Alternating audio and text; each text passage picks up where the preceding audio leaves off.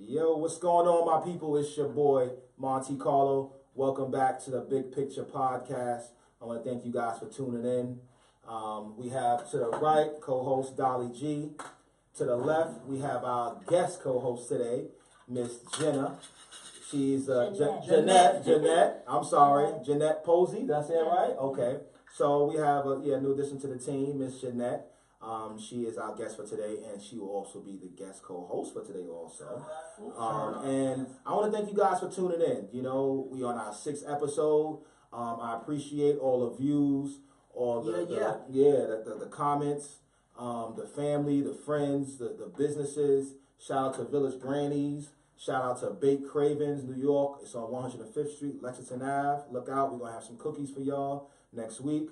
And shout out to Jeanette. For stopping by, Chi-Town, Southside, all day. Yeah, that's a fact. That's a fact. You know, and I love your hat. The hat she got on. I don't know if y'all can see it, but make Kanye great again. You know what I mean? I'm feeling the hat. Speak the truth, my sister. Yeah, I'm feeling the hat, and I'm feeling every button she has on her jacket, from the Obama one to the Beatles to women veterans, our heroes too. Like all of that is making so much sense. Once again, thank you guys for putting all your comments. We're gonna check into your comments as much as we can and answer them, things of that nature. And please share the podcast.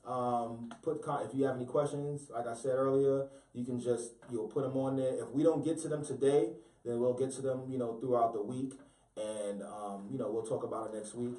And also leave comments that if you feel it's something that we should talk about next week, let us know. Leave a comment, and we'll put it to the table, and we might discuss it. Okay. So let's get to our guest, Miss Jeanette. All right. Sorry, I'm just what's up? Out everybody. It's all right. It's all right, sweetheart. Take me out, y'all. It's all right. Listen, that's it's only official if Chicago's in the building. Yeah. That's what's up. That's what's up. I appreciate you coming in today. And as you know, like all of us are sharing right now, as we should. Everybody out there, we want you to share the podcast. That way, other people can see it. The information that we're giving, other people can see it, and we can make Big Picture Podcast great. That's right. Okay. I was waiting for that. Yeah, so let's get right to it now. Now, Miss Jeanette, let us know where you're from, what you represent. How did you get into doing the blogging business, the whole 9 yards? What's up? Well, originally I am from the south suburbs of Chicago, Markham, Illinois, and I really got into the whole blogging and the whole film thing when I learned I could write when I was a kid. So 4th grade, I like to read and write. I grew up, my grandparents raised me. Was kind of by myself a lot, so I like to read, and they didn't let me go outside a lot, so I had to go outside in the books. So, but I had entered this contest, like a poetry contest. It was I Spy, and I threw together a little poem, and I won the contest. I won like a shirt and all that stuff, and it was 4th grade. And like when I did that, and like from that point, like I was writing things, and my teachers, I was very, very, very shy when I was a little girl. I used to not speak out. Now I'm loud, but they asked me to speak in front of the school at like the 6th grade assembly, like when we, made it out of grammar school. But, really it was, I wrote, and writing for me was just like, if I was, going through something or the issues that I was dealing with, I would just write about it. If I couldn't talk to nobody, my pen will always listen. My paper will always listen.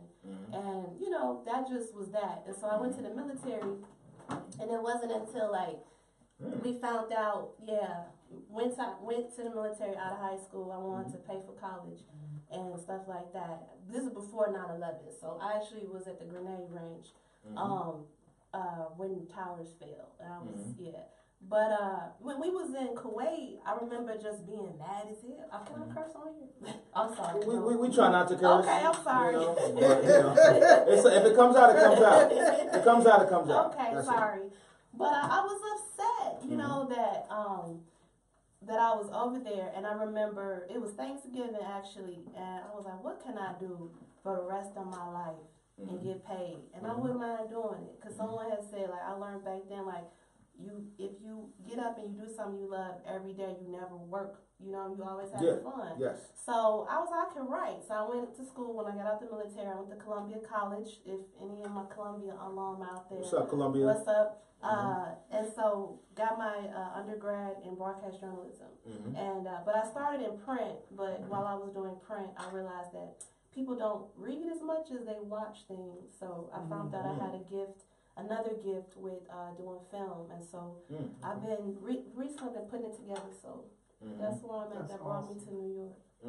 Wow. Yeah. So how long have you been like doing the blogging and the film? Like, are you actually doing like films? Like, how's that working? Like, the films are out. Let's get into that. Let's get into the nitty gritty. Well, I made my first film in grad school. I went to grad school after I got my degree after the recession because I felt unfulfilled. But I made my first documentary there. I'm sorry, what school you went to again? Southern Illinois, my grad school. So Southern Illinois Salukis, what's up, y'all? Yeah, so, made my first documentary out there, The Price of the Soldier's Freedom. I ended up winning an honorable mention. Was that the name of the documentary you did? The Price of the Soldier's Freedom. And what was that about? It was a personal journey between me and, like, some people that I knew who were veterans. And it talked about everything we went through, like, we go to war and we come back and there's no benefits for us. We have trouble, getting housing. We come back, we're gone for like, there was a man the other day that I saw, he had got hurt on active duty. And the military, when you get hurt, we don't need you. Bye, you good. They might give you a check if that. They don't really want to do that. But his landlord was trying to put him out. It's like he was out serving his country. Like, there's no draft now. You know what I'm saying? Yeah. So, that's what the documentary is about. And also about drug addiction and alcoholism in a lot of veterans. A lot of people was coming home and coming off deployments, and they were just... The relief was in the drink for them. You can't sleep because all you hear is like gunshots, bombs, or whatever you going through. You feel me? And, so that's what that documentary is. I'm sorry. Gail wants to know, why are you wearing this hat? She thought it was a because Kanye West is one of the greatest producers of all time. He may not remember that right now. But that's the whole purpose of you wearing the hat. No, she thought it was a Make America Great Again. Oh, if God. I had that hat, I would burn it. We might have to. You ain't got to take it off, but as they're asking about it, we're gonna address it. It's like anybody who wears that hat. It's like not take that off. Leave that sucker people on. People have been looking at me. Shout out to my cousin Terry Dorsey. He the one that really bought the hat, but it was your girl. Oh my God, I love her. Macy Gray had the hat on IG. She the real one. Yeah. Okay. She had it the day after he had his speech. All right, cool. Don't get nervous on us now, Jay. Don't get nervous on us. I'm not nervous. All right. So your first documentary was about your experience in the service, right? Yes. Okay. How was your experience in the service? And how long was you in the service? I was in the service for 3 years. My experience at first was so much fun. Like, I was 18. I felt like it was like, to me, okay, like, I looked at, okay, I'm 18. I'm about to go to school and get in debt. For how much money? I don't have any money. That's like playing life. What I'm supposed to buy this with? And so I was like, I don't feel like going to school. Even though I was like a good student, honorable, honor roll type kid. But went to the military and I'm sorry, what was your question? No, I mean, I'm sorry. It's okay. It's Well, okay. You got a long day, but you day. was in the service. You said you was in I want to know, what was your experience like in the service? Oh, it was fun. It was fun. So yeah, the thing I was saying was it was like we was all young, like most of us like 18, 19, 20, but the difference was we wasn't broke college kids. We was some military kids with a couple of dollars. You know what I'm saying? So I was stationed. Military kids with a couple of dollars. Would you advise any of these other kids to go into the military? I would tell them to read a few books on Negroes in the military. I would say study World War II. Was the Double V campaign, and it was a double victory back then because of everything that was going on. So it was a victory at home and it was a victory at war. So I would say go study that. Go study how black officers came home in World War II and they were supposed to have housing, and an officer is one of the highest ranks in the military. So they were supposed to have housing, and they got ran out of their houses in Chicago from white veterans. You know, there's a book, American Pharaoh. It speaks about all of that. Wow. So yeah, but there's other books that you read books. So you pretty much are telling the youth out there, if you want to join the military, do your research, find out. Talk to somebody in that branch, you know, and go for the right reasons. Don't go. Like for me, even though I went to war, I said I'm going for travel, money, and experience. Yeah. But it was my grandfather who served in the Korean War. He was a combat veteran in 82nd Airborne. Rest in peace, Jerry P. Posey. He was a medic. You feel me? So he talked about it with honor. You know what I'm saying? Because, you know, he was proud of it. Yeah. So my experience was, regardless of the racism and everything like that, I have that special part that can never be taken away that I experienced with my dad, who was also my grandfather who raised me. Shout out to all the dads. Happy Father's Day. Yeah. That's what's up. That's what's up. So, wow. So it seems like you had a good experience. Was the experience good in the military? Well, that's only half of it, because we went to Kuwait in 2002. A lot of traveling. We did. That's what I wanted to do. But how many years? 3 years. All right. So get into it. The good and the bad. Is this the bad coming up? The bad is the war in Iraq. There's so much that I really couldn't explain it, you know, but you could check out my films and watch it, but sometimes it kind of How can they check out your film? JeanettePosey.com. That's where they all are. So it's JeannetPosey.com. Okay, so the films, these are films that you produce? That I produce. This is my thing. So before I came to New York, I was doing everything by myself. So upon me leaving Chicago, I was deciding, like, look, I need a team. I can't do this by myself. And what I've realized over and over and over again is that this isn't just about me. I am only a small part that makes all of this work together. So I realized that it's all of us. So since I've been here, I've just been, you know, working on developing teams, and so we can just move forward and make even more work. But everything I've done to this point that I've created, I've done mostly by myself. I've had some help from some good friends. Shout out to my homies Rookie, to my homie. Are they in Chicago? They in Chicago. My homie Will on the beats. Shout out to Poison. We have a list of viewer, listener, everything, all the above. From Chi-Town. Shout out to my cousin Monica in Chi-Town and Poison. Tamara, they was in the lab with me editing late nights. You feel me? Like, yeah. So these are all everything you experience and more. Yeah. On these documentaries. It is, yes. Is it on YouTube also? Some on YouTube. Right now, I'm going through this thing to where I'm more or less like creating a brand. So more like I said, I want to do a team thing. So I'm just like converting everything to your site? To my site, which is Lay Concrete Sunflower is my blog. Yes. But I haven't, like, my homie Albright, he's supposed to be sending me my laptop charger today.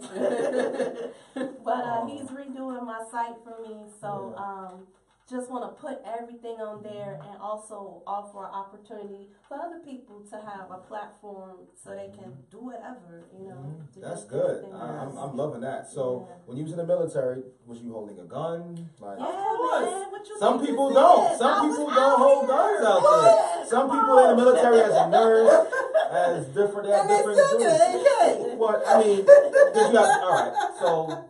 I don't know about this. I told you, I'm learning. This is a learning experience for me. M16 was my man. He was in my sleeping bag with me. 5.56 millimeter rounds. That's my sister, baby. Baby, I don't like guns, but honey, the way you describe that, I just might get one. I don't know. That's what I need when it go down. Y'all ain't hear that from me though. So, did you have to shoot anybody? Listen, I hate when people ask me that. I know you do, but I'm gonna ask. She not here. Look, y'all, don't ever say that to her. Did you kill anybody? Like, if I did, you think I'm gonna be like, yeah, I killed about 5 or 6 niggas. Like,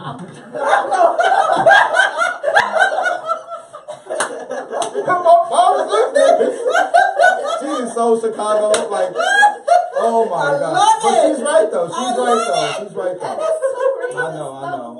Like, you might likely bringing up a bad memory. Right. And I was just thinking about that just that's now. something I wanted to talk about with PTSD because I know that's something that is, oh my goodness. It takes her back to a place. Yes. When you had it takes to, a lot of federal respect. Like, no one wants to think it's like a about bad it relationship like almost. that. Yeah. You know, because you go there to think you're servicing. You're You're servicing your country. It's You know not what I'm saying? I'm gonna slap you.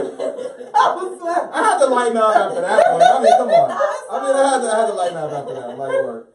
Wow. So, all right. So the blog, you sent us a blog about Black Wall Street. Oh yeah. I was listening to the documentary on YouTube, and it was very touching, man. I mean, I got like almost halfway through it, and the reason why it's so touching because I'm an entrepreneur at heart, spirit, for the longest that I can even think of, and to see like our Black people, just so successful, during that time of the Jim Crow and everything going on, it hurt me because I was like, dang, like look, we could really be like far ahead. Yes, you know what I mean? Can you just give us like a rundown of like how you're talking about it on your blog? Yeah. So my last blog post last week I did You Dropped the Bomb on Me. Mm-hmm. And I didn't explain it in the blog, but You Dropped the Bomb on Me is a song by the Gap Band. And the Gap Band is from Tulsa, Oklahoma. And Gap stands for the streets Greenwood, Archer, and Pine. And those were the main streets of Wall Street. So it sounded like somebody put that thing on him, but really they bombed us. And he just giving a subliminal message. So my mom, rest in peace, my grandmother, Bessie Posey, she was living in Tulsa, and she was with my mother, Dewana Posey, shout out, love you. She was dying, I'm just keeping it real, she was on her deathbed, and it was very hard for me to watch that, because I was her baby, I loved her so much, and one thing that I did to kind of take my mind off of it was I went to, because they were in Tulsa, I was always intrigued with Black Wall Street, and I remember I went to the Harold Washington Library in Chicago, State Street. I know y'all know what I'm talking about. But I went there because that's the biggest library in Chicago. Harold Washington, the first Black mayor of Chicago, And I was looking up the race riot, and I only found one book about the Red Summer of 1919 because it wasn't just Tulsa, it was race riots all over the country. You know what I'm saying? But what I learned was, and I may not have the story all the way right, but pretty much it was an altercation downtown Tulsa where a young Black man got into it with a white person. Dick Rowland. Dick Rowland, that's his name? Okay, listen. One thing about me is that, I like to do my due diligence, do my research on whatever's going on. Dolly, she's a team member of the podcast, so we all do research on it. So I try to do as much research as I can, with our busy schedules and everything like that, but Dick Rowland, it was said he allegedly, raped and assaulted, beat up this woman named Sarah Page, Euro-American woman, back out there, and they locked him up, and when he was in jail in the courthouse, it was like, it started with 100 white people, and it turned out to be 400 white people. They went out there. It's like a mob. Yeah, they was just like protesting, rioting, the whole 9 yards. And I mean, that was the last of it that I, that I saw the documentary. But it's sad. Like, I can only imagine what happened to that kid. But that's what happened. But go ahead, because you was talking about it. So what my thing was I wanted to go see everything and see where it's at now, because Tulsa is, I've traveled a lot of places, and I'm sorry, y'all. Have you ever been out there before? Yes, my family lives out there. They've been out there 9 years. I love y'all, but I hate Tulsa. I'll say it again. They know I hate Tulsa. But I hate it because it's so dry out there. When I say dry, it's like, it just seems like there's nothing out there. Like, whatever was there, they sucked all of that out. And there's more. You mean the when they bonded it? The spirit. When that happened? They sucked out the economy. They just sucked everything out of that place. And I went to Black Wall Street, and that's what my blog is. I went there present day, and I took pictures of everything. Mhm. But it's not that anymore. Okay. Those businesses aren't owned by African Americans. Well, they bombed and burned everything down. Everything down. Oh, yeah. There's a church there that's still standing. And then the thing that I learned through doing my blog that I didn't know was, I think it was 108 lawsuits were filed, like June 6th. It occurred May 31st and June 1st, because the sheriff ended up, after the riots, they went through and they took planes and dropped dynamite over the houses of these people. And you know, so they sued the city, and this is something that I didn't read, but just through learning, through talking to people, somebody told me that Black Wall Street in Tulsa was so big that they were about to start trading internationally. Like, that's how much money that they had. You know what I'm saying? Like, that's because it was lawyers. It was like it was lawyers, doctors. It was law officers, you didn't have doctors, to go anywhere. Everything schools, was there, and it was prominent. It was like, when I went there, it was like something to boast about, something to brag about. So did that trigger the bombings? The rape case? I'm not gonna lie. I feel like they was jealous, and they took an opportunity to tear a city down. Our next guest might be able to help us with some of that information. Yeah. You know what I mean? But so it looks like you got a lot going on with the films. Any new films you got coming up that you're working on? I'm working on. This has been an ongoing project. It's originally titled "Don't Call Me Crazy: The Mental Illness of Black America," and it's originally a documentary. But I'm going through this revamp process that I don't want to tell nobody yet. But it's about to be so dope, and it's just gonna be even bigger than what I planned. And I'm just really diving in. I got some people helping me. Shout out to Derry Titan helping me write these scripts. Jeff Dillon, creative control team. They've been looking out for me since I've been out here, and everybody else. And my girl, she be helping me read my scripts. Anyway, So I fool Malik. What's up, my brother? He's tuning in again. That's the cuzzo. What's up? He just said that the government bombed him. Yeah, the sheriff bombed Yeah. them. Okay, all right. Absolutely. I'm very The interested. sheriff bombed them. Yeah, that's what made it so hurtful. You know, and then they took them to trial. Like, you asking us. But for some apparent reason, I think that it had something to do with those people. Well, the people that was rioting for Sarah Page. Yeah. Like, I have a feeling that you know how it is. If it was like 4 or 5 people out there rioting, going crazy, you know, somebody got somebody at the police station, the sheriff's office. So you think they're trying to neutralize the situation? Listen. If you got 500, now listen. If this is the government, that's not the sheriff that's doing it. You know it was crooked. When you have no soul and you ain't got no heart, guess what? But this is my thing. You didn't bomb the white neighborhoods like that. Why would they This bomb their own neighborhood? This is Why back in would Jim they Crow. bomb their own neighborhood? This is back in Jim Crow. Why would they bomb us? We the same. Because we melanated and we don't. Yeah. You can't And help listen, it. do you see how powerful we was back then? We know we're were. powerful now. Yeah. It's just that we just gotta tap gotta into get it. back We gotta together. tap into it. Yeah. You know, sometimes you gotta go through hard struggles to really do the best you can. Because come on, back in 1920s when the Black Wall Street was. Yeah. You know, prior to that was a struggle. It was a major struggle. Jim Crow for crime. Imagine Jim Crow going on right now. You know what I'm saying? Like, our people will be so depressed, walking around doing anything they could do to get something. To go from. You understand? And shuffling and jogging So and that, I mean, all that alone should motivate our culture to say, hey, listen, we can do something positive. We can create our own. We can do something positive. We can create our own. But can we get out of a place where we only come together as a tight-knitted group when it's death involved? Well, we the have thing to is, come together not just death. for more than that. It has to be more than a party. It has to be more than an all-white, all-black party that we come together. Yeah. It has to be more than a death, a wedding. Like, we have to come together on a platform. It's called support. Yeah. And Support. Yeah. Spell it. SUPPORT. I mean, and then research has to be done on how that Black Wall Street was started. Because Booker T. Washington was the one who actually brought a lot of light to it. I believe it was like in Greenpoint or Greenwood. Yeah, so there's a lot of research to be done behind that. We you need know, Wakanda. We need to have have our own. Yeah, I mean, it's real. It's real out there in the field, man. It's real out there in the field, and I believe that the culture that we can do that. We can. That we can do that. We can get back to it. You feel like we're doing it in what shape, form, or fashion? You mean as far as like what record labels? No, we doing it, but it's not getting televised. Yeah. The evolution. But I mean, as far as like communities, like we live in Harlem. Harlem used to be all black. All right. It used to be all black. Now these days gentrified. Like, what communities do you see? You know, I mean, I've done my share of traveling. I'm gonna say this though. You know, I'm gonna say this though, as an outsider.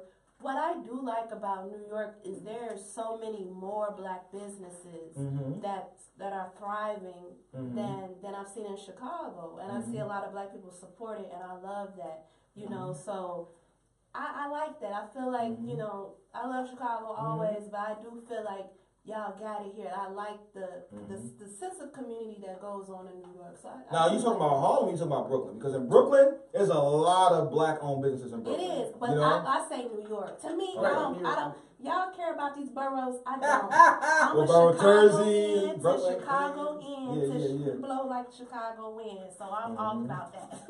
But like I told her we see it differently because it's like when we go out of town, I'm like, dang man, y'all do everything, man. You was just out in Virginia. Nice. What was you at? I was in Maryland. Maryland. I was at the what is it? What part you was in? What is it? The harbor.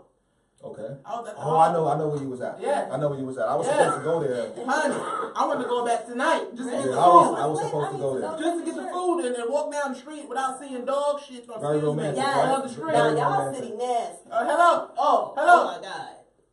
I tell yo, when I was little, I used to say you walk around looking depressed in New York because you're trying to skip The dog doodle on the And I said, listen, we go outside our city and see everybody. Everything is good. Everybody's clean. But y'all come to our city and mess it up. No, we don't. Yeah. Y'all do that to y'all. And then as soon as y'all see how we mess it up, y'all go right on and mess it up Broken too. windows. Y'all gotta be an example. Unbelievable. Y'all gotta be an example for how we supposed to be. Rasheen said National Harbor. National Harbor, yes, babe, that was it. National Harbor. I want to go there tonight. I want to go there tonight. They IHOP is better than our IHOP. They That's got how it is more all the stuff on time. menu. That's how it is all the time. I was mad as hell, man.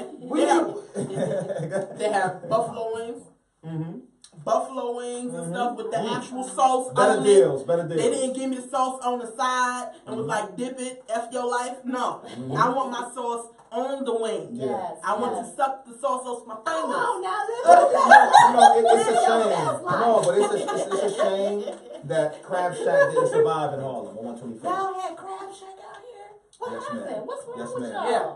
You know what I'm saying? People It's didn't a like the shame. service, but I love the food. Okay. We went the one time, it was dope. I But went to, yeah, that. I didn't have a bad experience. I had a don't know bad why they experience wouldn't. there. You know, I think I took my daughter there for her birthday, the whole family.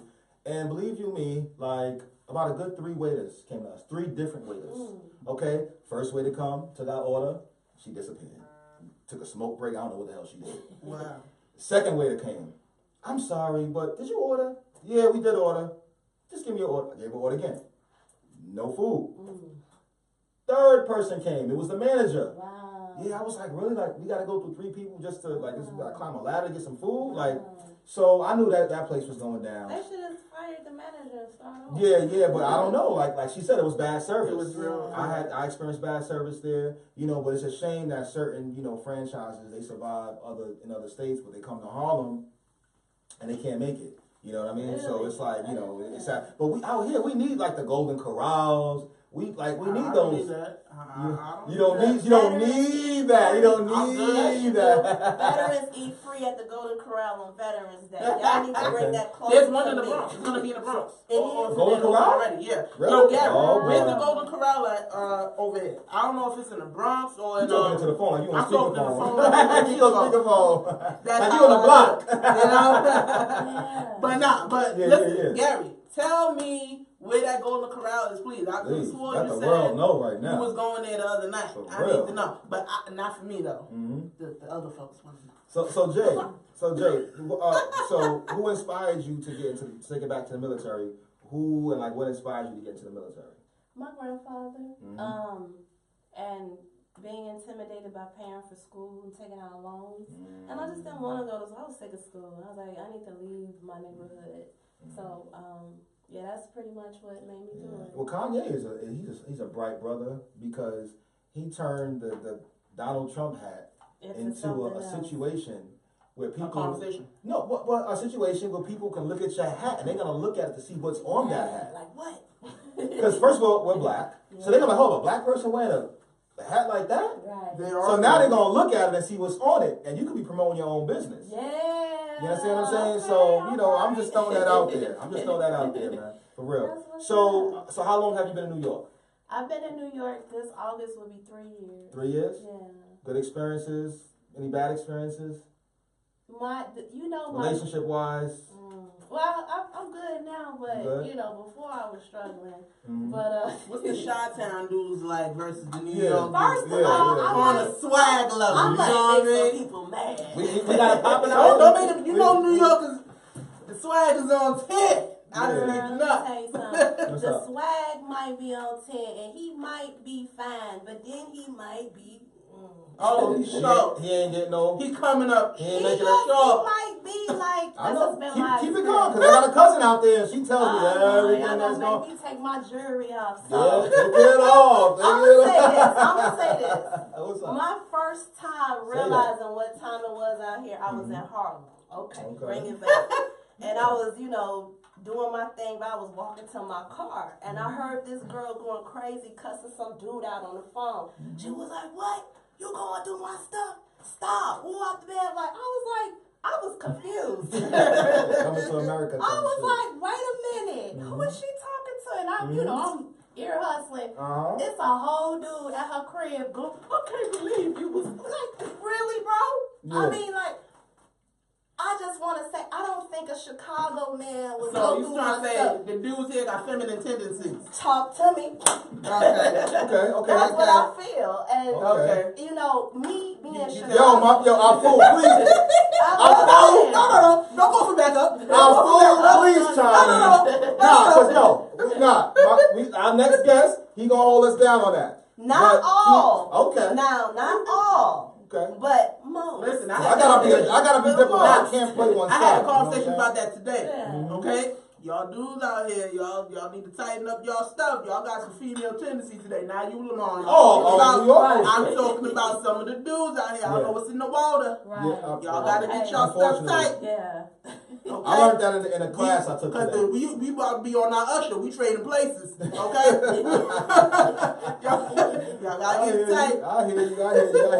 But yeah, before we let you go, you can definitely hang in the back and stick around, all that good stuff. Yes, please don't leave. But just let everybody know where they can find your yes, documentaries. post your link on the live too. Okay. So there's a couple sites. You can watch all my films at my first website. It's my first and last name. It's JenettePosey.com. It's JenetPosey. You can check out my work there. And my other site that you can check out my writing, which is more recent, is LeConcreteSunflower.wordpress.com, and that's LE Concrete Sunflower. WordPress stuff, but I'm gonna post it in the link. Okay. And yeah. And we'll post it too. We'll and y'all post can it too. follow me on IG at JNiceWithIt, WITIT. That's right. Nice with it. You know. I got one more thing for you. Do you write poems? I do. Okay. All right. So can you just give us like a little? I can give something? you one. I can give you one. All right. This is my thing. Go ahead, sis. Get it right. Shout out. This is dedicated to my mama, Amen. to my cousin Curtis, and All my right. brother Donnell. Peace. Tonight I found peace.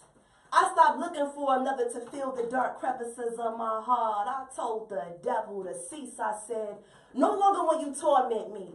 My mind is mine alone, and a part of that, you can't have one piece. Tonight I said, no longer will I lament over the love I lost because he didn't have enough love to pay the cost to get me across the sea of misery in 2018. I feel like Moses.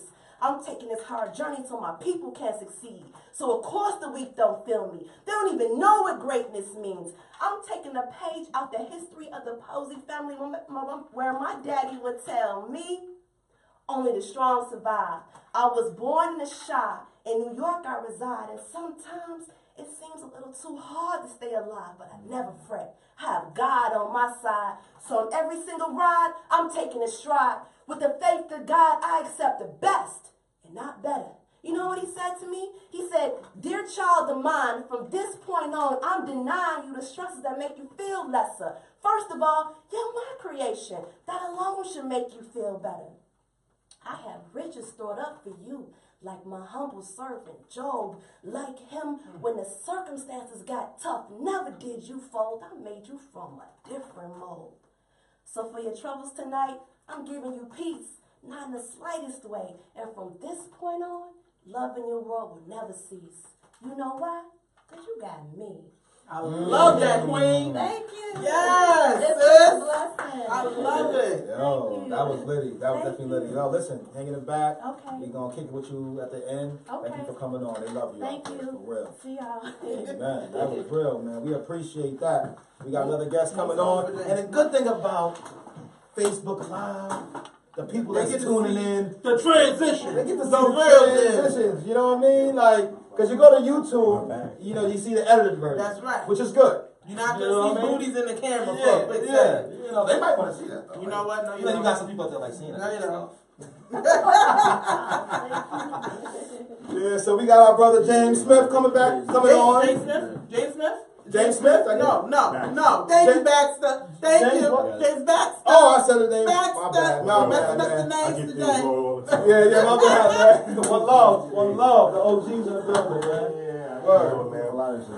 How you doing, dog? Lots of stuff. Okay. Nah, good, cool. Yo, listen, man. We got the old. We good? So he not. You want some? We got some water. Want some water? I got it. You got your water? Cool. We got the OG in the building. Oh, man, please. You know? Nah, I mean, I've real been rap. looking forward to meeting you. I watched that documentary that you did 2 years ago.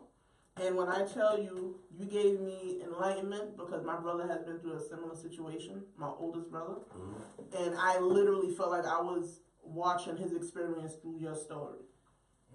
So I was looking so forward to meeting you for the longest. Okay, I'm here now. So I was breaking my neck too, man. You gotta give it to me. I had to get my daughter from daycare. Okay. And that was I was up on the Riverside. Then I had to shoot to the Bronx. And then I had You was to, getting and the too traffic bad. was crazy right As now. always. And I'm shaking off a little bit of cold. And I'm Yeah, trying so to you do good. that. You good. I'm glad you hit me today. We made it happen. You know, I've been hitting Shay up. You know, when we do like the barbecue and all that, I want you and him here with some other people that he has, you know, the film situation going on with, and you know, we can just dig deeper into what's going on. Yeah, You let's know, get it. Harlem, Let's get it going. and just get that Black Wall Street vibe going on. You know what I'm saying? I'm not a historian. I heard y'all talking a little bit. I know, but I know you got some jewels that you can drop on us, you know, that you've seen or heard that might not have to do with Black Wall Street, but have something to do with, you know, yeah, that was the Black Wall Street, but now it's 2018. You know what I mean? So we have to incorporate not just black people. You know what I'm saying? It's about the spirit. Right. You know what I mean? Like we have You say to. not incorporate just black people in the sense of what? Like you can't be afraid to do business with or you're American. All right, but our You know? priority is us. Our priority When should be Asians us. do business, Mhm. their priority is them. Yeah, I think our priority should be to take care of us. Well, people are choosy. When you look at the That climate makes sense? nowadays, people are choosy about who they do business with. You know, they soaked up, the Africans basically soaked up all of Lenox Avenue, right? And who are they sharing the wealth? I mean, of course they're not going to share it with anybody they was able to snatch it from. And then I think another thing is that most communities don't see us as organized or having enough love for one another. So if we can't commingle and be all right with each other, then they dealing with the wrong groups. Yeah, I had a conversation with someone who was like from Africa, raised out there, and that was one of the things I brought up to them. I was like, "How does your culture feel about us black people?" You know, and they played the card of, "Nah, we don't feel no type of way. You know, we just move how we move." I get it, but I know there has to be something else going on because I feel that they look down on African Americans. You know, they feel like we take what we have for granted. You know, do you feel that same way? Yeah, I agree with that look because even though the guy We're gonna get into your situation. This is my situation. Fact. So the guy was basically probably sparing your feelings or whoever else's feelings at the time because he was probably a gentleman. But the fact is that I don't think anyone is going to give a group of people their props when the things that they can migrate and take advantage of, but we can like originate from the same concrete and do nothing with it. So it's kind of like a decent correlation with the Black Wall Street type of thing. In the 80s, I know for a fact there was enough money in the 80s to snatch up half the brownstones on Strivers Road and a lot of these blocks between Fifth and Linux all up and down. And for $1. For $1 or better. Wow. And the thing would have been that we would have had real estate. The same way the guy down the street got a doctor's office underneath his house. We could have been doing a lot of the same things, but our mind wasn't geared towards that. If we were Jewish, maybe we would have did that. If we were Iranian or Albanian or any other migrant population, we would have been thinking like that, but we weren't. So we still ain't. And that's I believe in the migrant mentality, man, because they come here equipped and ready to go. Right. A bunch of those folks are industrious. You know, if I could just say something about our Mexican folks. Yeah. Listen, Go get them. Go get them. Let's go get them. Listen, I take hats off to them every day because when they came here under pressure, and everyone was calling them names and all these different disparaging terms, and they were in those fields and they were irrigating fields and they was doing all these different things for this nation. But now, 25 years later, 30 years later, their food is on everybody's menu. They're working in everybody's establishment. They got all the little landscaping businesses going. Their kids are going to great schools. And everybody is trumpeting their cause. And that's only in 30 to 35, 40 years, man. So, you know, who's going to look up to us, really? Wow. That's on a national scale. Yeah, I mean, it's crazy. It's just too crazy, you know, because I look at it like, yo, we have to take care of each other. Yes, Bottom line. You know, other cultures, they hire their cousins, their friends. You see it all the time. Let me tell you something from experience. Hooking people up, our people up, and ain't always the move, man. Y'all got to do better, son. Because I'm telling you right now, I love. Have you experienced something like that before? Yes. I know you probably have. Okay, with the capital S and What was your okay? experience like? Because y'all act a plum dumb fool. And y'all think because y'all get a hookup, y'all come on the job, and y'all don't want to cuss out the manager. Don't want to do nothing, but you making me look bad, trying to look out for your fool tail. Okay? We got to do better. What was your experience, brother? Well, it's basically the same thing. I always try to, you know, so let me just say that on the 12th was made the 6th year since my release, right? Yeah. Congratulations, my brother. And since then, I've always tried to, like, spend money with my own kind of people or invest or try and do different things or even share ideas with people. But I don't get burnt. I just don't get full commitments. So I won't say that anybody tried to cheat me or give me the runaround. But I mean, I just didn't get to that part yet. Maybe folks see me a little differently, but I know for a fact that I can't get a full commitment out of anybody to move forward, you know, to do anything. So it's just really been me and my partner Shay on a couple of ventures. Everything else is just me. Yeah, that's what's up, man. So let's get into the documentary that I saw some of it on YouTube, and I've been doing a lot of research. You know, back and get all that. Go get that, man. Every last second. Let me tell you something. The first 2 episodes, I was kind of nodding off because I was just in between, you know, going to get my daughter, and then I stopped it and took a nap, and I came back to and watched the rest. I was like, well, damn. Yeah, she was hyped up. When I told her you was coming in today, she was definitely hyped up because you said your younger brother. No, my oldest brother. He actually went through that same process. He was born in 75, so he's like 40. He's 10 years older than me, so he's 43. Okay. But he went through that same exact process when he was in Holden and Rikers. Well, I'm sorry, but what was the process? What happened? Because we don't know what his process was. So basically, he was explaining his life first and how I was out here, I guess in the 80s, right? And how you was trying to be like, I guess, acclimated to the street life. Like you was like.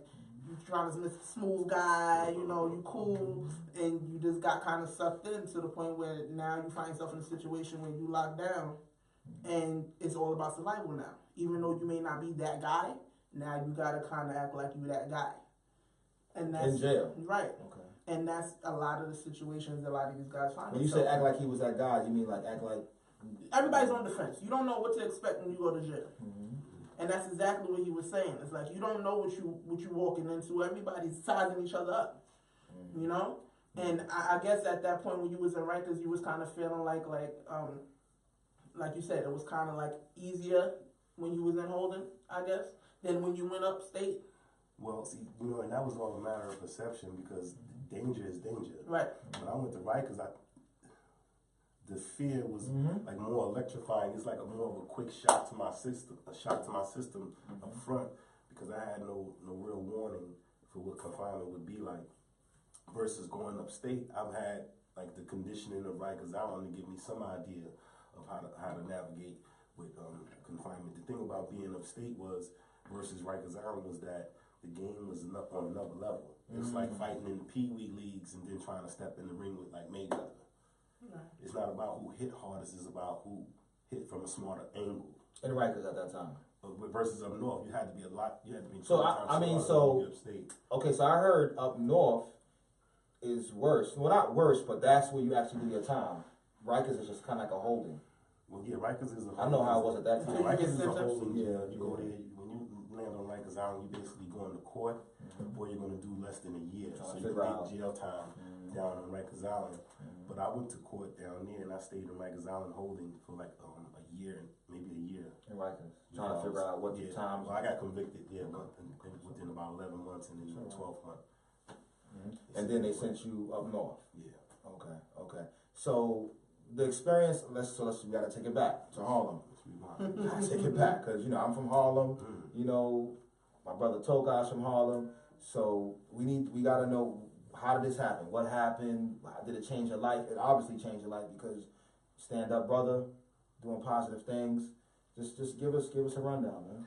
Well, I think I like to tell my story. I like to start my story by acknowledging the fact that when I was 14 is when I really caught on to like the way my life was about to change, because at that time my dad had left the household, and so when you mean left, like my mom and my dad separated, so my father moved out of the household. At the time, I originally grew up on 111th Street between 7th and 8th. We moved uptown to 152nd and 7th Avenue in Harlem Projects. My brother lived on 111th between Lenox and 5th. Yeah. Yo, that's crazy. So we moved up there, and at the age of 14, when my dad left, I had a couple of occasions in junior high school where cats used to bully me, and I didn't really understand what that was all about. It happened 1 or 2 times before I tried to fight back, and once I got a wind of how to defend myself a little bit better, something changed inside me. Like self-defense became really, really important, and I guess I started hanging out with the wrong crowds, and so I would normally be the kind of kid that would go home after school and chill out right in my immediate neighborhood. But instead, once I caught a wind of some of that type of stuff, I would go out, hit the streets a little bit, and mix it up with the guys, to make sure that they understood that I was, I don't know, I guess you got to be on the scene in order to maintain a reputation or whatever. So I tried to do that a little bit. And then the weed selling came into the picture. And so the 80s era, man, I talked about that in the documentary only because that's what kind of like shaped me and gave me part of my character. We did so many different things. I don't even know if it's safe to talk about right now, but we did so many different things in the streets, man, and young cats. We talked. Yo, brother, 16, please go into old, it, man. 16, 17-year-old guys. We was getting involved in the drug trade at an early age. Everyone wanted to make sure that the young dudes was moving the weight and getting money for them. And so that's the type of situation that we were in. And that's all I really wanted to do after a while, was just get the money and see the young ladies. It was nothing sweet about my game. I never had any kind of girl tendencies. These guys nowadays is a totally different breed. So it was, the vibe, the flavor of those years can't be duplicated. I couldn't even try and tell you what it was like, man. But when you successful at the drug trade, like a lot of times different things take place. You get a lot of static from other crews. You get static from undercover officers. You get secret indictments. The haters. There's a lot going on with that, and and folks don't have to be broke to hate. They can have more money than you, just and pay somebody to hate. If they don't understand how you're moving and who you're dealing with, who your connections are. And I was taught from a different group of guys on how to do this. So I wasn't with a lot of flashy gold jewelry. You never would see me with any of that type of stuff. I showed it in different. I tried to maintain, in different ways. I just like to just dress sharp. And so we had static with different guys in the neighborhood. Yeah, you looking sharp, man. You sharp. I was just cool, man. That's that New York. He got that New York middle-aged swag. Yo. He said, "I'm that uncle you want." That's So yeah. So the funny thing about it was that we weren't known. I was never known as a tough guy. Like I would fight. That I would deal with situations, but I was not like trigger happy. I was not into like retribution so big at the time because I was comfortable and we were eating good, and things took place with a couple guys. I was getting ready to just call them motherfuckers. Brother, you here for a reason. I'm gonna keep it 100 with you though. This is one of those episodes, or let's say segments, where it can go that way. It can go that route. Right. So there's no hold bars. Sometimes I told Shay, let me tell you one thing real quick. It took Shay 17 months to get me to tell this story. I fought him. I used to push him off of me. Physically remove him from me, man. Because he would follow me into the gym. On his motorcycle. I would be in the gym. Fighting traffic and shit. This dude would come into the gym and I'm sweating on act the like bike. you working out. And he's like, yo, what you gonna do? That's him. Yeah, man, relentless. This dude was relentless. Same block. But, so things happen. I mean, the details are just the details, man. So to make a short story short, somebody lost their life. They threatened mine and lost theirs. Right. And To me and you. yeah, it was that time. the guy was a kid. We were both kids. And how old were you? I was 17. I know at the time I was 19 and the kid was 17. And the thing about that I really regret was that we never really had a problem, man. Somebody else probably created that problem. Well, somebody sent this guy to try and annoy me. Wow. Wow. You see? An antagonist. So I never, you couldn't tell me that I had a problem because I didn't create any problems. Right. But here comes this guy to annoy me to see what I was made of, and it turned out in a situation like that. So I regret that because me and that guy specifically, we never had any problems. And that's how it works sometimes. Yeah, and it's really unfortunate, man, because in order for me to be a man, somebody had to die as a boy. Right. I wasn't getting off. It was one of us wasn't going to make it off that street that night, and it was not any bargaining in the play. And this is somebody putting him in your face, trying to get geesing him up to go do something. And that was the person who really hated on you because you was probably more successful than that person, and they probably man. At we those sent times, somebody to the ball. we cleaned up shop, man. It wasn't long before someone sent them over and they found me, and I went inside, and and it was like really downhill from then on. Yeah, I mean, listen, man. It's kind of like the last guest we had. She was in the military, and I asked her the question, and it takes you back to so time when you don't want to relive it. But this is raw shit because there's things that I never talked to anybody about it before until me and Shay put the story together, right? And we got some outtakes and we got some B-roll material that I choke him out if he ever really straight up. I put him to sleep out here. No, it's just that when things are that personal, you can't give it up in the way. The reason why I have a lot of different taglines that I use with my story, like no filters and things like that. And the reason why there's no filters is because I've seen different documentaries by guys who were like maybe 40, 50 times more fluent than I was or my team was. And they really just trying to reclaim some notoriety about that shit. And it's really not about that, man, because like I suffered when I did time, man. I didn't go in there and party and spend the money that I made in the 80s. That shit was gone. All of that was gone, and the people that was getting it with me. Now I was straight, like, cause I had family and a close-knit crew. I was all right. But I couldn't live the lifestyle that I wanted to. I wasn't built for that shit in there. How old was you when you went? I was 19, man. When I was 19, I went into prison. I went to Rikers Island. I didn't know anything about that. And when you was released, you said 12 years ago, or I was released 6 years ago. So I did 25 years. My sentence I got sentenced. You're at the least amount of that you could get for like a life sentence, I guess? Well, actually, you can get 15 to life for murder in the second degree. Okay. So you That's went the in. minimum. So you went at what age you went in? 19. And came out, damn, son. And how, Well, the sentence was for murder in the second degree, 15 to life. So my first parole board came up in 2002, and they denied me parole 5 times, 2 years each time. So even though I did the minimum that was allowed by law, I was denied parole, an additional 10 years each time for the nature of my instant offense. So I got punished 10 years with additional 10 years for something that I paid for already. So this sounds like what we spoke about. That was Donald Mitchell, the kid. He was locked up at 17. We was talking about it in one of the podcasts. He got locked up at 17 for a crime. It was they charged him for murder. They charged him for a murder charge, but nobody was killed. Oh yeah. Nobody was hurt. Yes. None of the above. Yeah. So what this goes back to is, how do you feel about 17 or 16 or 18-year-olds being charged as adults? Like, how do you feel about that? Well, I think it's a way. It's just another form of making sure that they criminalize our youth.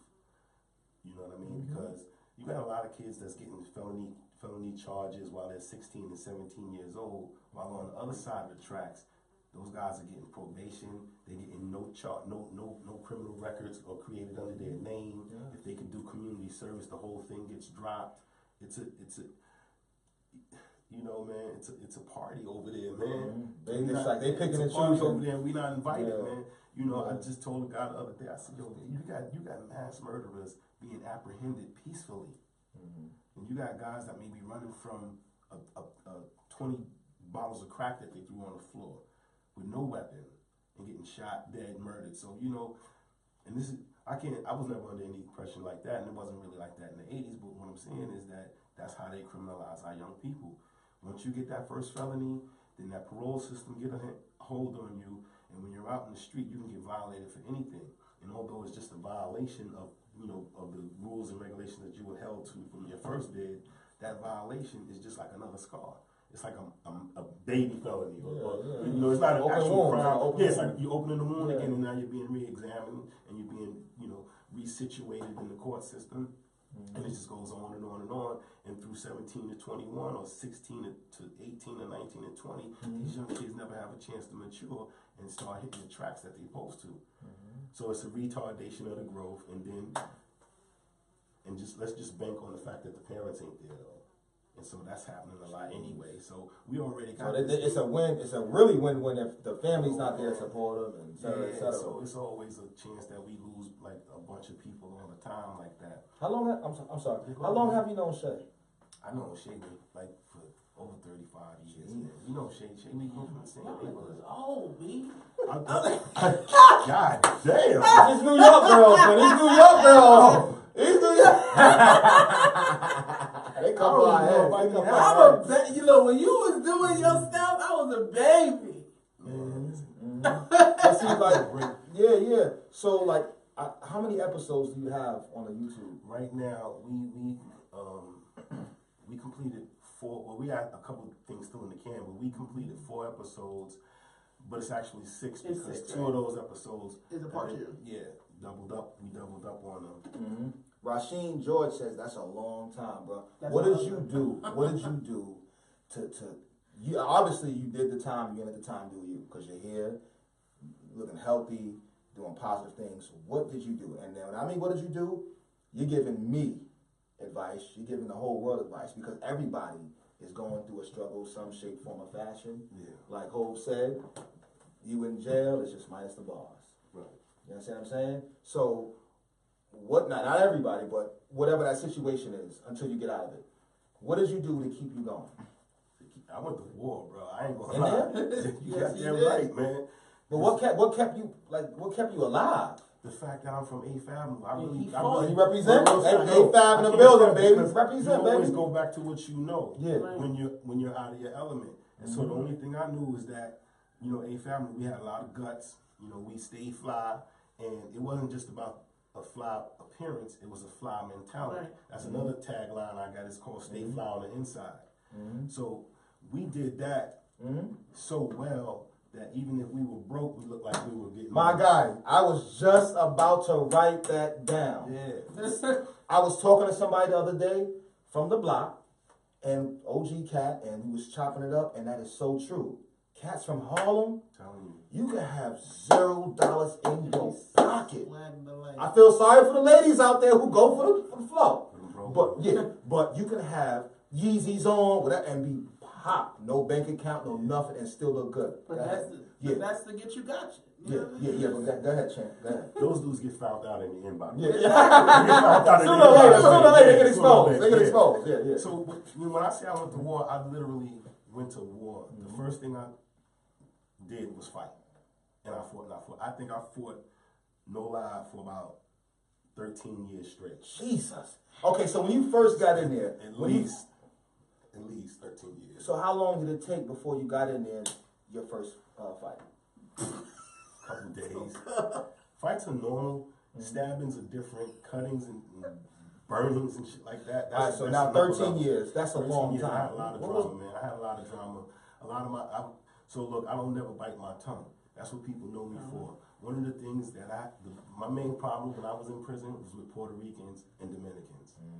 Were they racist against you? Absolutely. No, No. Let me tell my story. All right, This go is ahead, the absolute truth. When you out here, you can go to their mother house and sit on the couch and have dinner. Right. Okay. You go in jail, you can't even talk because dudes was drawing the line in there. Yeah. And I seen cats that was from Harlem that act like they ain't know me, not because they was afraid of me, Right. but they was But afraid there of was the a cats line that Who they they was was rolling rolling with. with. Right. I'm gonna let you know that. Right. Fact. And I got dudes that's out here, that's Puerto Rican, that will tell you. Still going on. No, they'll tell you that I'm letting it be known, and that's who I have my problems with. Is that still going on? I don't Right now in jail, probably I'm out the picture, so I can't say I know don't care, what's but I ain't going trying on. to Yeah, find you ain't out. trying to find out. But what I'm Yeah, saying yeah. is like, do you think it was like a racist issue as far Right. as they are racist, or they just siding with their people because they don't want to So let me, end up let me- on the let me put it to you like this. You know what a race war is? yeah. Because that's when This is what you show happens in people prison. they with their people. And they, That's it. I've been in situations when Puerto Ricans came out in the yard and they would take an entire bed sheet and paint the Puerto Rican flag on it and fly that shit in the yard and then dig up knives out the ground and then start stabbing people. Right? And this is not make-believe. That was my orientation. That was my orientation. Nobody said, yo, by the way, at 3 o'clock, they're going to pull knives out the ground and start trying to stab you. You know, you just had to be on point. And that was my orientation into it. And I didn't understand that shit. I had to either get with the program. Yeah, because you was only 19 at the time. Yeah, You or going be by? consumed by it. was there segregation amongst the blacks? Like, was there the Muslim dudes and then the You had the Muslim brothers, you had the 5%ers, the Nation of Gods and Herbs. You had guys that weren't affiliated with anything. And then you had me. That's how I see who the found his system. way? When I went in, that's how I saw the system because I wasn't running with nobody because I didn't trust anyone. You couldn't trust anybody. You can have allies. I use people for the whole 25 years that I was in there. Right, you saying that? Chess. We was playing chess. Absolutely, Right. because I knew that I can't beat everybody. And if I did, I would be worn down to the point where I was no good by the time I got out. So I had to outthink people. You know, and one of the things that allowed me to do that is because I always had a baby face and I always kept my mouth shut about what I was going to do. So they thought that I couldn't think, won't think, or was too scared to think. And in the meantime, I had them all lined up. It was one guy, it was just me, and they thought that it was a team, and it wasn't. But that was just because I was desperate to get home. I wasn't really that type of guy. I just knew what I had to do in order to get out because it was a bigger picture for me. Right. I just didn't know what it was. I know what it is now. I just didn't know. I just knew that I couldn't die in jail. So how old was you when you finally realized, like, yo, I'm here? Man, I gotta tell you, I turned to the dark side for a little while, and then I really ran with that ape, that gorilla. It happened around, let me see, around the year of 1990. I would say around 2002 when I got denied parole for the first time. At that time, I was still trying to mellow out versus cleaning up some of the residual effects from the drama that I had all those years. And that is really what kept me going. So it was either me trying to move forward or me still dusting these cats off as they come, oh, there he go, he looked like he's slowing down. It was literally that type of race for me. And so when they denied me parole, I couldn't even see straight. And I told myself that means I gotta be here even more. So either I could go hard and bang on these cats, or I can keep studying lay low, and play slow. What kind of books was you reading? I read mostly Eastern philosophy. I like to get into Buddhism because it wasn't so much about religion, but more about balance. And I needed balance because I was wild, man. I was off the Not wrong with chart, self-help, man. Yeah, I needed that. I read a lot of different books. I tried to consume some of the things that a lot of people were reading, but I really didn't know what I was doing until I created the balance within myself. So for me, it was just all about just kind of like staying on point and not telling anybody that I was trying to go home. Any books that you can recommend for any brothers or sisters that's The down? Alchemist. The Alchemist is a good book. You like that one? Yeah. No doubt. The Alchemist. I would definitely tell some of the men to read some of Toni Morrison's work. Right. That's how I actually gained my sensibilities and my passion for life, by reading from a lot of female authors. Toni Morrison, Zora Neale Hurston, Alice Walker. She has a book called Warrior Wounds. It was about female circumcision in Africa, African countries. So I read that. That's real. I'm gonna stop right there. But no, I just kept reading. I read I just read about the one thing that I loved a lot, and that was women, because I was deprived of that thing, and that kind of calmed me down a lot. And so I tried to go to school, but then they cut the funding. Jeez. So my thing was I had to become autodidactic. That was self-taught. From that point on, I just had to teach myself what I needed to know. And then the transition began. So how do you feel about the youth now? Like, where do you see the youth going? And I mean, like, who's influencing them to do what they do, hip hop, whatever? Like, how do you feel about the youth? What kind of advice would you give to the youth, to the parents out there that's watching? Any advice you can give to them whose sons or daughters might be into the drug game, or not just the drug game, but just the game, period? Right. First, young people, right? I love young people, man. Because right now we're talking to their parents. Oh, we're talking to the parents? We're talking to the parents. Well, I love your young people out there, even though they mannish as hell and they won't pull their pants up. I like them because they got a lot of energy. And even that fuck you attitude is what made a lot of the people that's wealthy in this country who they are now. You know, it's just that they're not really getting nurtured the correct way. So I can't really knock them because they're only working with what they know and what they've been given. You know, so I work with young people today, but that's another story. What I would tell parents is you gotta be present. You gotta be present. You can't let, these other things raise your babies. You can't let, because they standing still or sitting still watching the TV or you know exactly where they at. You can't trust that to good parenting, because they could be consuming things on the TV or on the internet. That social media is an animal, man. They desensitizing kids nowadays. That's why they so quick to hurt each other. So you gotta be present. You gotta be a parent. You gotta pay attention to your kids, and you gotta be patient. You gotta stop whipping ass so much, because if they not, I'm telling you guys, the reason why I say you gotta stop whipping ass so much is because if they're not getting nurtured in the right way, the only thing they're gonna do with that is turn it against somebody else. And beat somebody else. Right, and if they're a coward in any kind of way, they're gonna hit people that's less stronger than them. You don't deserve it. Or they're gonna hit their own kids. Come on.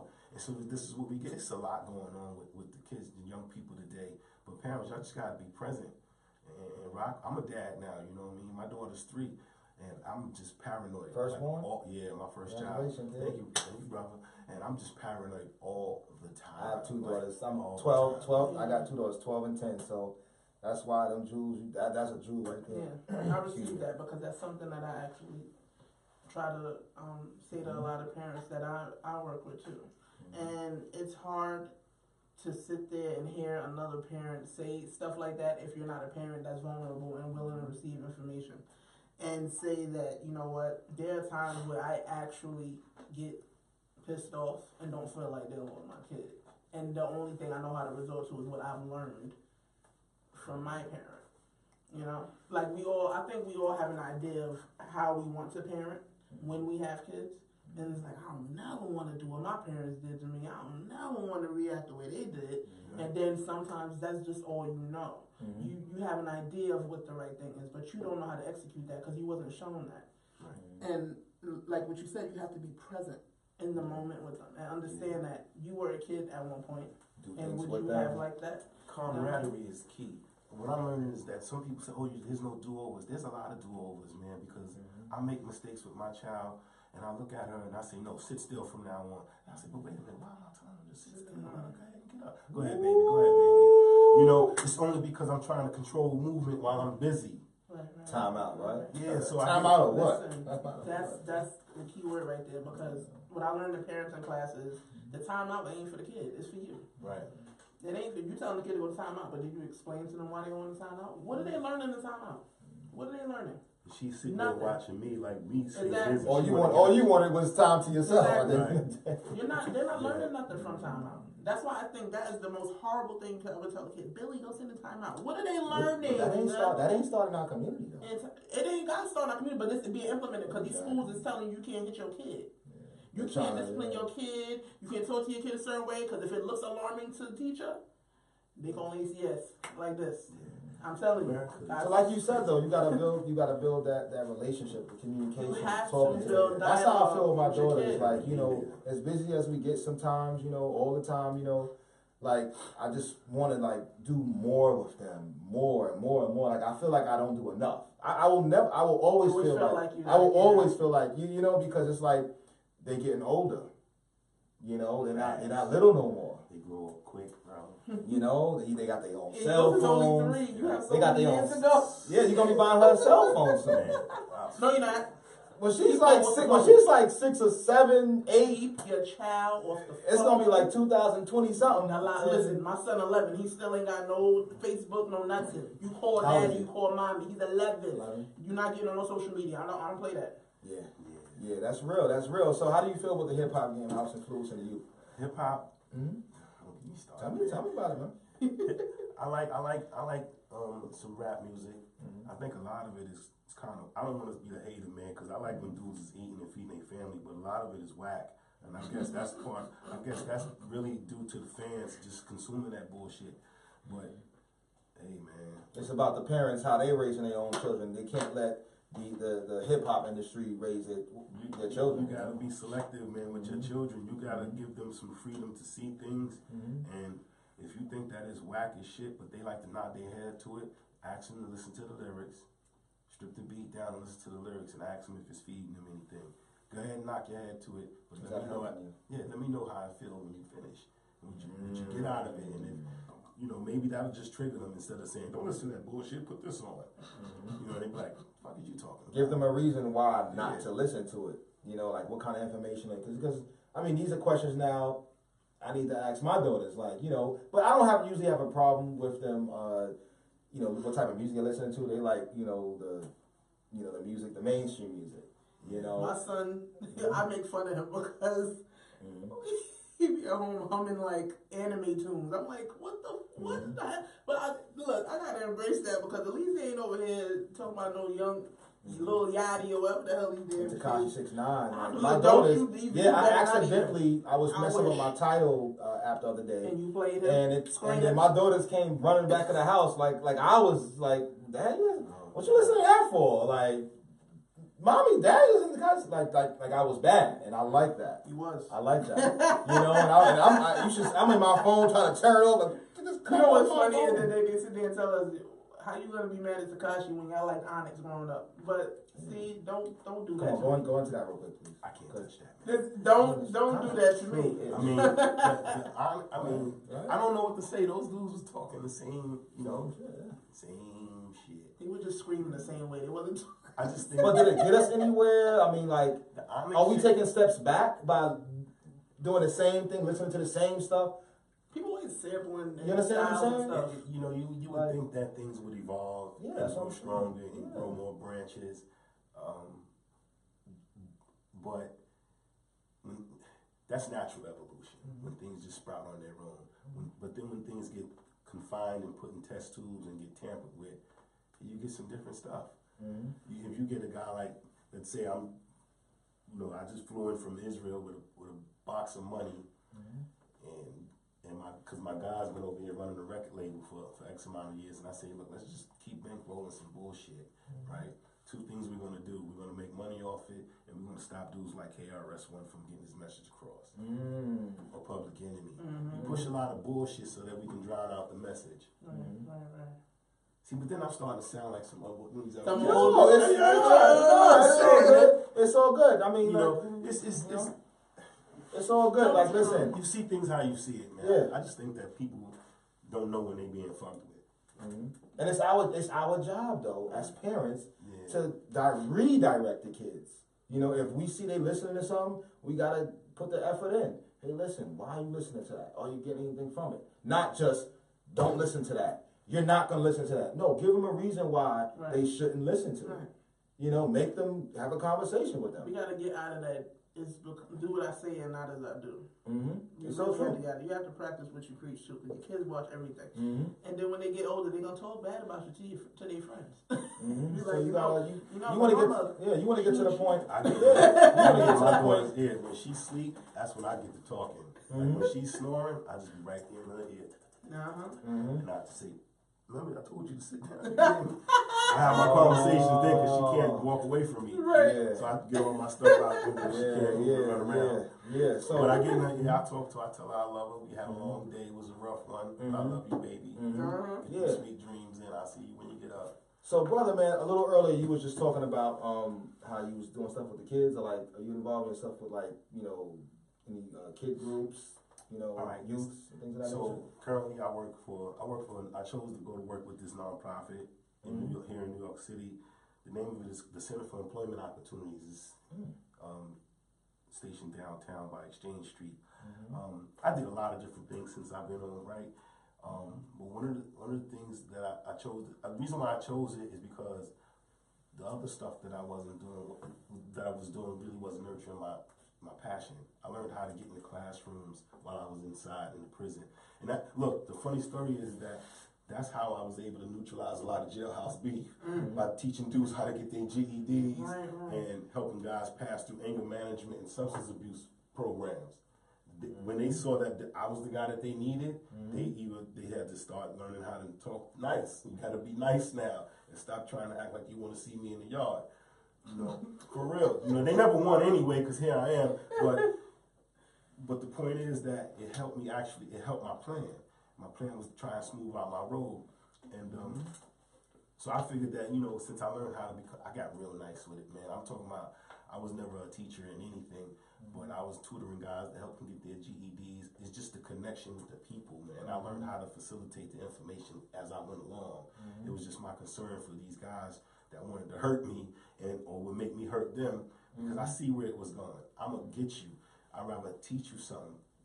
You know what I mean? So when I got out, I did a few things. I came home, I hit the ground. I had a job in 3 weeks. And so good for you. Definitely, man. Cause unheard of. I was putting it in. My no, gosh. I knew what time it was. I knew that the economy in New York demanded that I have an income almost immediately. You know, so I got busy. My first job, I worked in a call center, and I was knocking them damn phones down. And they promoted me to hiring manager. They got me off the jack. I did a few. I used to close a couple deals with them, so I built up a little book that they was managing, getting residual income out of that.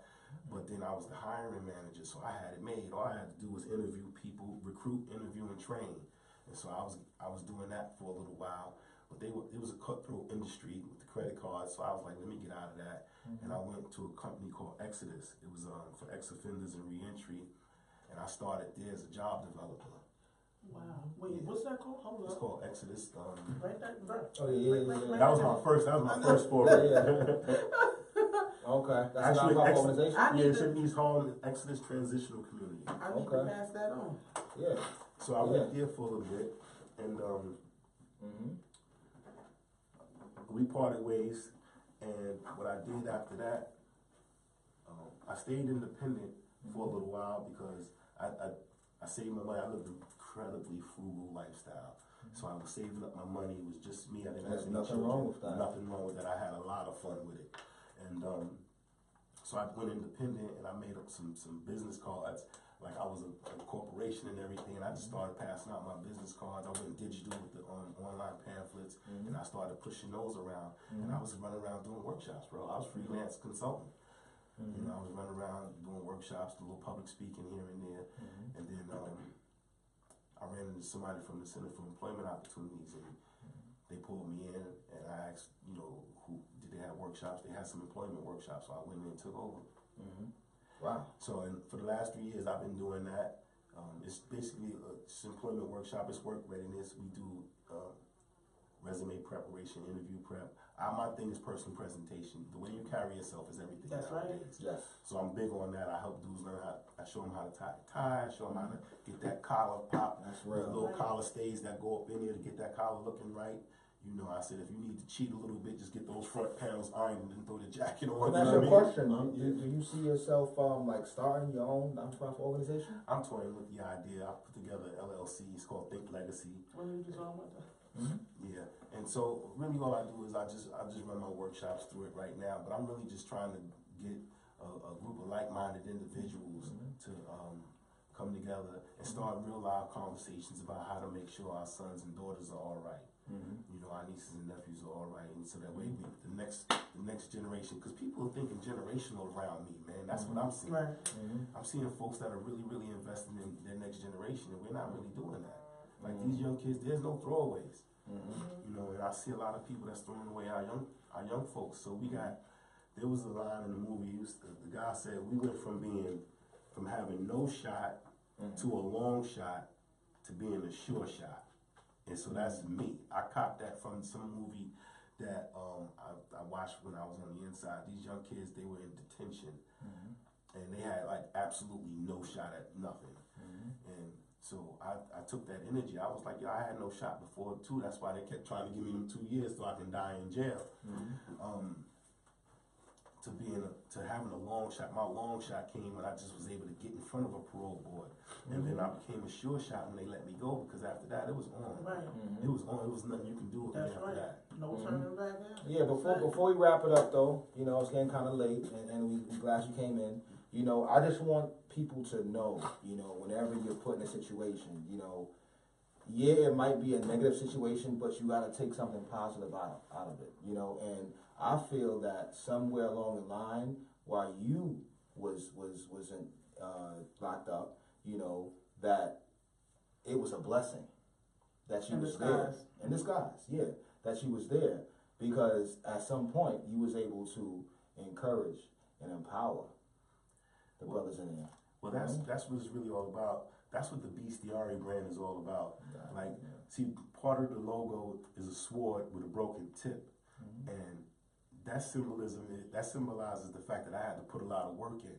I put in so much work that I broke the tip of my sword off to try to get out of here. And then there's a shield that's all cracked and damaged from playing defense. Yeah.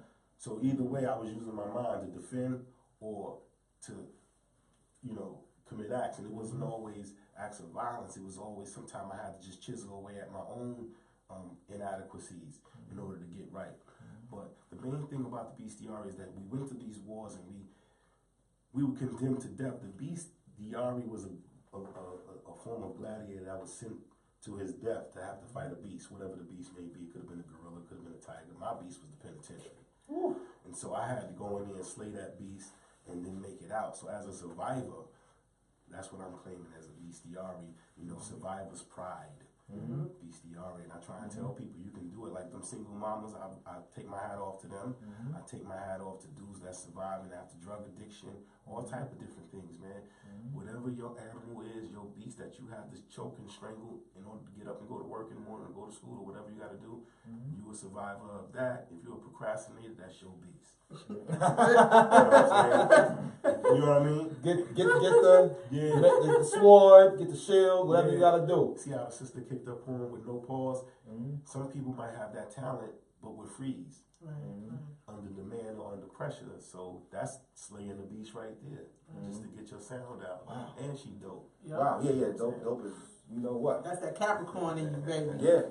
That's my sister. Yeah. Wow. So how can people reach you? Instagram, Facebook, YouTube, all that, bro. My name is James Baxter. You can find me on Facebook like that. Instagram is jbaxter _ the advocate, not the advocate, jbaxter_advocate. That's just about it. Or walk through Harlem, you might run into me. Yeah. First of all, I'm down for the engagement. I don't always like to be texting, calling, and chat. Right. Come Meet see me me somewhere. Come see me. Because this is live and direct. You know, I'm gonna come see you. I'm gonna hit Come you see up, me. bro. I'm all about the wisdom. You know, if it's truth, not man. my child or work, I'm available. I like, this is what I do. I pull up. You know me. I pull up. Please man. do. I will pull up, but I gotta ask permission first because I ain't trying to get. This is my city. If you with me, you good. Like, the energy is always great. Well, that's what's up, man. Like, I love what you're doing, brother. You know, we need more brothers like you. Yes, we do. Who can come out of a situation and make something positive out of it. Oh, yeah. You was in a situation for a long time, and you was able to help people who was in the same situation as you. Loneliness is And that It that's is, the man. big- My that's brother the used big to tell thing. me, I love when y'all come visit, man. Just the smell of a woman. Just, you don't understand. And then when it all stopped, that boy went, woo-hoo! Man. So, you know, I want to give a shout out to everybody out there that's watching. You know, I want to give a shout out to all my family members, my friends out there. Y'all stay strong, whatever you're going through, whatever might have been, you might think it hurts you, it was a blessing to make you stronger. Get the Bestiary on YouTube. Just type in the Yes. Bestiary or go to GoHardBoys.com and look under the videos tag. It's 1 there. through 4. Yeah, definitely shout out to Shay Go Hard Shay, Boys. yes, You know what I'm Shay. saying? You're going to see more of these brothers, James and Shay. You know what I mean? We're going to do the barbecue. Yeah, Let's do it. Yeah, we're going to do the barbecue here, and we're going to invite you guys back. Please do. You know, and we're going to talk more about the situation. Yeah. We're going to be in South Beach this weekend. Oh, my God. God Well, there you have it. Well, we're going to top that. That's it. Pause. Have fun. I'll be in Sesame Yo, Place. listen, man, this is episode 6. We want to thank you guys for tuning in. This is Big Picture Podcast. We got the big homie, James Baxter. Hello. 100. Dolly G here. What up? Next week, episode 7. One love, y'all. Peace. Yeah. Love you.